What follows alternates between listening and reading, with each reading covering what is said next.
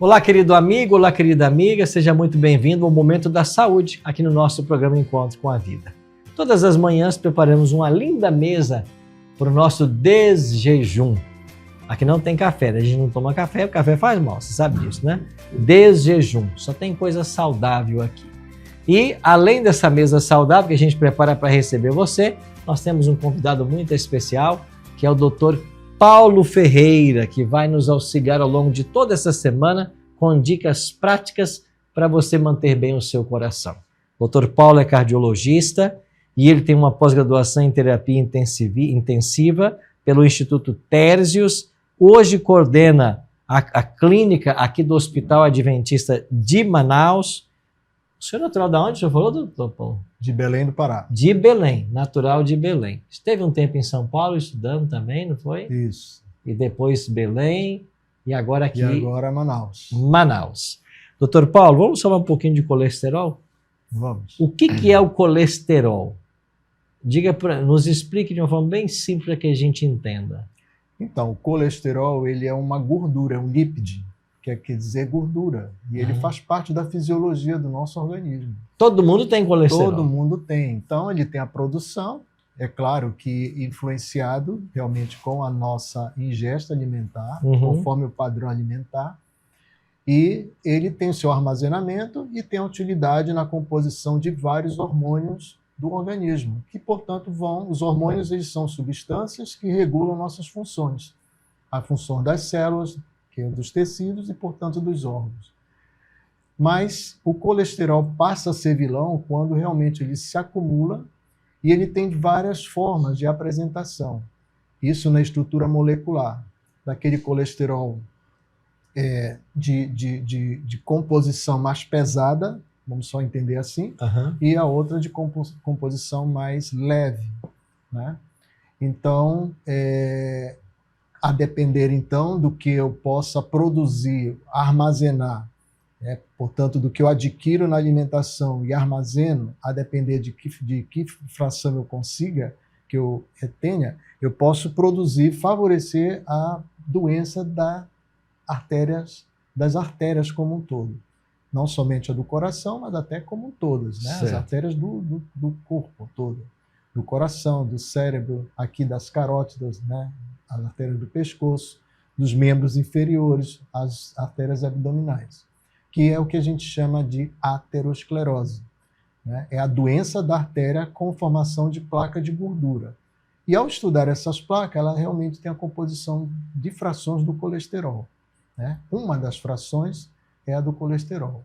Então, daí a importância da qualidade do alimento, porque muito do tipo de colesterol que podemos ingerir está dentro do tipo de gordura que o alimento possa nos oferecer. Né?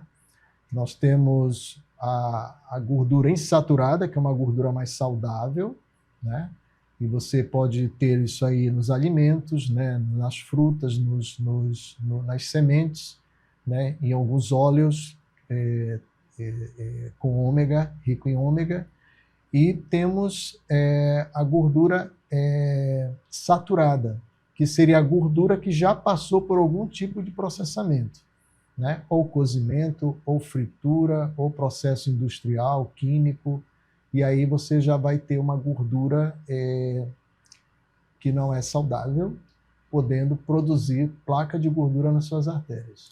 Quando a gente fala de colesterol bom e colesterol ruim, como é que a gente faz essa diferença? Isso é uma maneira de você passar o entendimento sobre a forma de molécula como circula o colesterol.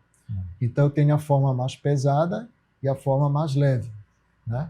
Então, eu tenho o HDL colesterol e o LDL colesterol, a grande parte. Existem outras frações menores, mas as que mais impactam na doença que forma a placa de gordura é o LDL, que está mais diretamente ligado.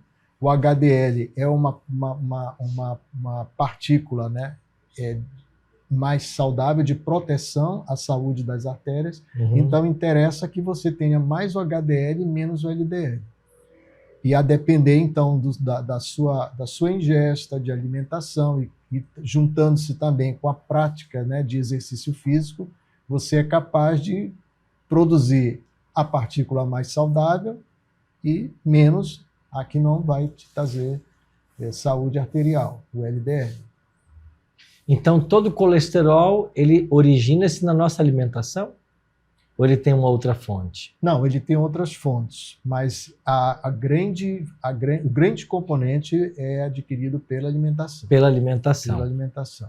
E aí uma pessoa, então, que tem esse colesterol, esse seria o ruim, que vai provocar as placas? Sim, que vai provocar a composição das placas. Aí as placas, elas vão se formando, o que impede a passagem, o fluxo sanguíneo. Isso, a depender dessa progressão vamos lá, e tamanho, ela pode chegar a obstruir o fluxo de sangue. E isso causar um dano ao órgão qual a artéria alimenta.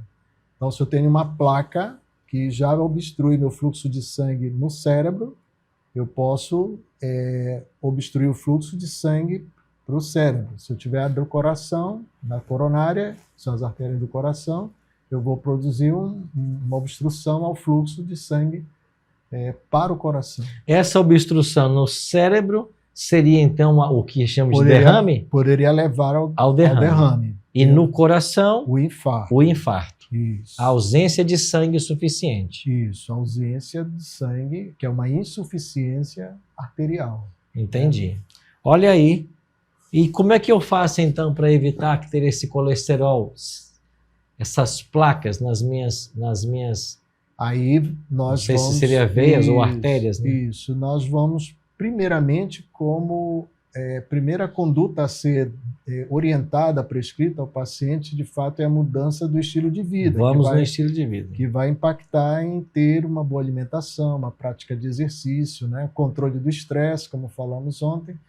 E para alguns casos, né? Mas isso aí seria já passando por uma avaliação médica, a depender de qual seja a condição, algum grau de risco que o paciente já tem, ou de condições que ele já tenha diagnóstico.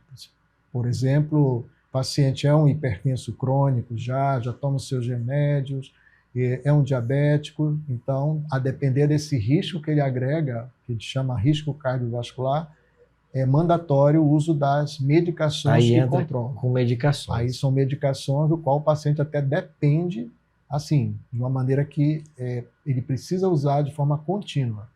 Entendi. Né? São as estatinas, que aí são várias hoje, e os estudos avançam cada vez mais, e o impacto que isso traz em inibir o crescimento dessas placas, para algumas situações até reverter.